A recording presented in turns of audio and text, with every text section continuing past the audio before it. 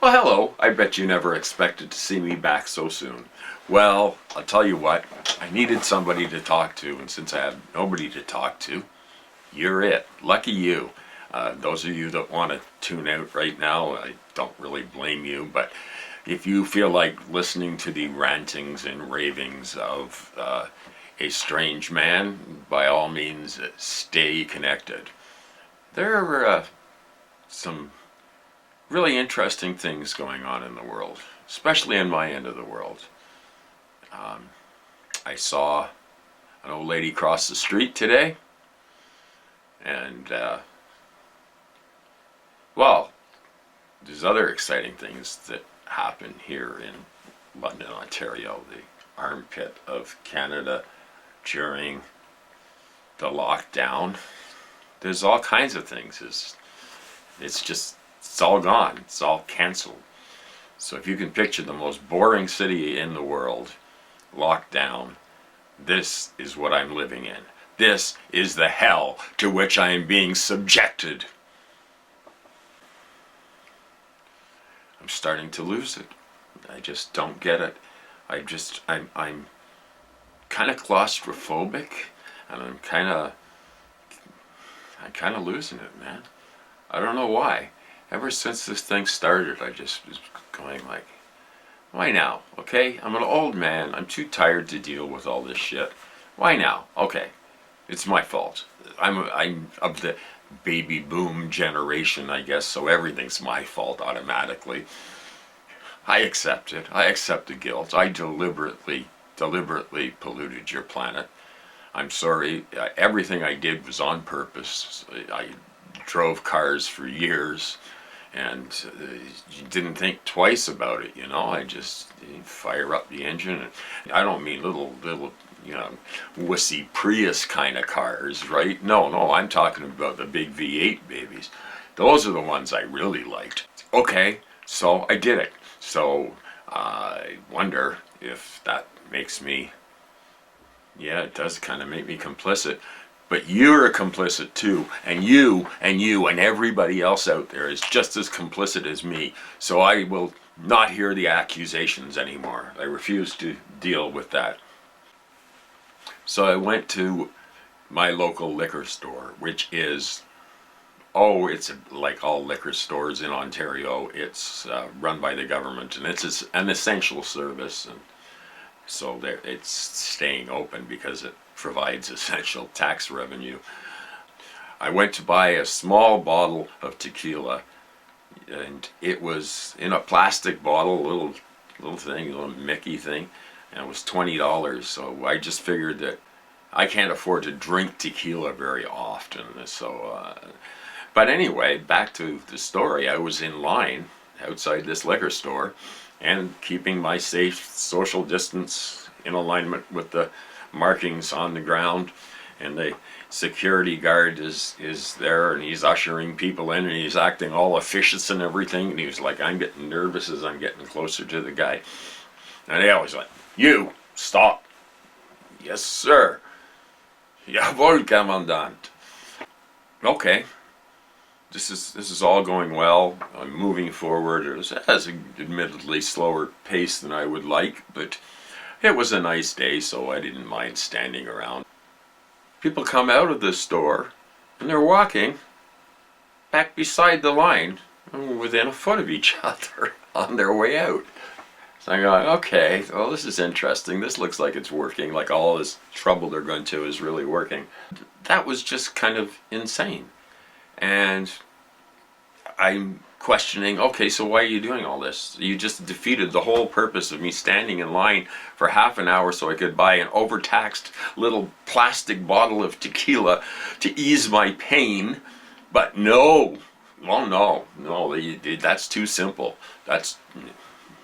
Anyway, so yeah, I've been exposed.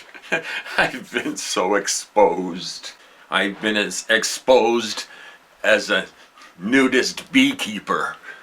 So I'm standing in line at this liquor store, and they've got notices all along the side of the store. No smoking, keep your social distance, no jokes about coronavirus. Seriously, this is on a government poster. Do not make jokes, especially about the coronavirus.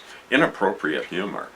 I'm going, okay, I gotta think of a really good joke about this, because this has nothing to do with anything other than thought control. Don't make a joke. You're not allowed to be funny. Not about certain things. It's control, control, control. So what? I'm supposed to be polite and nice, and I am all those things. I'm very respectful towards others, and I don't appreciate being told that I have to behave in a certain manner. And I think if it weren't for a lot of you out there, I would be in far worse shape than I am mentally, because you remind me that there are others out there who are intelligent, thoughtful people, and I like to see a divergence of opinion. I'm not going to judge somebody just because they are a Trump-tard with the ignoramus, gun-toting, neo-Nazi jerk face. I'll be very polite. Try me. I live about, I guess 100 miles to the east of Windsor, Ontario, Detroit, Windsor border. And I'm reading our local newspaper, and it says, the headline, big headline, Windsor suffers through deadliest day ever. 8 people dead. And I'm going, wow, that sounds really serious, So I'm reading the article, and it's like, well, 4 were in their 90s, and 2 were in their 80s. And residents of the Bought the Farm retirement home. Yeah, you get kind of just tired of it all. You get tired because the amount of fear-mongering is insufferable. That's all you're supposed to think about, is be afraid of this nebulous thing called a virus. That we are the virus. Make no mistake about it. We humans are a virus, the most deadly virus on the planet. And if we're allowed to run amok, then we're going to expect worse and worse things coming down the road. This is just a fact. It's not an opinion. If you want an argument about it, well, I don't want to hear it. I'm so tired of people saying everything's going to be just fine. Everything's going to be all right. But by any metric imaginable, things ain't all right. They'll never be all right. It's impossible to put them right. And I'm terrified now. But that's only because this particular weed is kind of making me a little jump. I'm talking too much. I'm talking too much. Relax. No, nobody heard that. Oh, what am I worried about? You see, weed is finally legal in Ontario, and yet 50 years of persecution has left me paranoid still. Looking around like I'm. Act straight. Act straight. Remember that when you're a teenager, you'd smoke some weed and you'd be like, okay, I'm gonna go see my parents now. No, act straight, act straight. How do you act straight? Well, just don't look stoned. Well, I am stoned. Well, don't look it. And you go in, and your mom would be there, and she'd be casting that on. Something strange about you boys. No, Mom. Really. Wow, that pattern on the tablecloth is looking especially appealing today. And my mother would look and say, you all right? Oh yeah, Mom, I'm fine. And I'm thinking to myself, act straight. Oh, I tell you, the horrible effects that marijuana has on the teenage brain. Kids, stay away from drugs of all types, unless they're prescribed by somebody who wears a white coat and calls himself a doctor. Well, then you take anything he says right away. Just gobble it down. And I'd like to say that, in the words of Gandhi, not my cat, Mahatma Gandhi is the name of my cat, but this is Mahatma Gandhi. No, wait a minute. Here we go. Here's my picture of Mahatma Gandhi. It's got his sayings on it here. Oh yes, the weak can never forgive. Forgiveness is the attribute of the strong. So those are my philosophical words for today on this particular gloomy, rainy day in my basement alone. So I'd like to say thanks to all the usual suspects, and the list is getting longer of people that I like to thank, and they're making this show actually viewed by some people. So thank you for doing that. I don't know what I'm going to do if it gets bigger, because I never actually conceived of that happening. I would like to say thank you for everybody, and especially for those who've stuck with the Vegematic channel over the last few years. It's been a rough ride for me.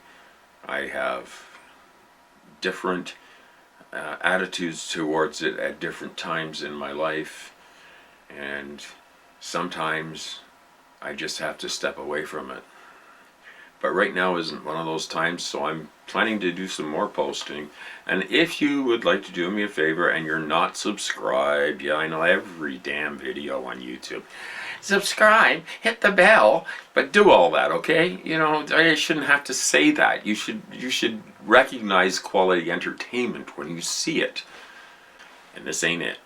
But if you like some more irreverent and irrelevant programming, then the reaction that I get and the encouragement I get from you makes me want to continue with it instead of just hanging myself in the basement.